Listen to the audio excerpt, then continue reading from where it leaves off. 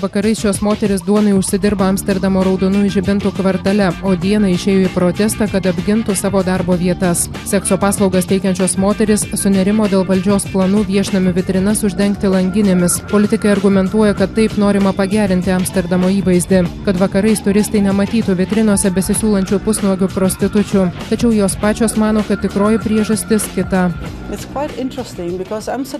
Amsterdamas žinomas dėl raudonųjų žibintų kvartalo, tačiau prieš 7 metus miesto taryba pradėjo projektą, kurio tikslas pakeisti Amsterdamo įvaizdį. Jie sako norintis, kad miestas taptų padoresnis. Nori labiau kontroliuoti sekso industriją, nes ji dažniau siejama su prekybos žmonėmis ir moterų išnaudojimu.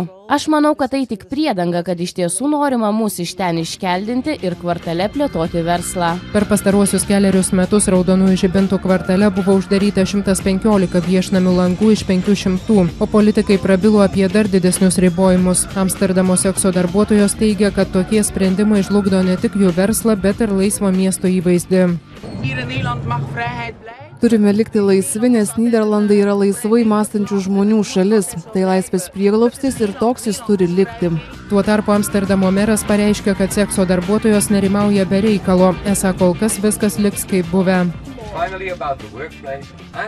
Jei kalbame apie prostitučių darbo vietas, tai šis karas jau pasibaigęs. Naujoji miesto valdžia aiškiai leido suprasti, kad uždaryti daugiau vitrinų neplanuoja. Todėl ankstesnių planų kol kas atsisakyta.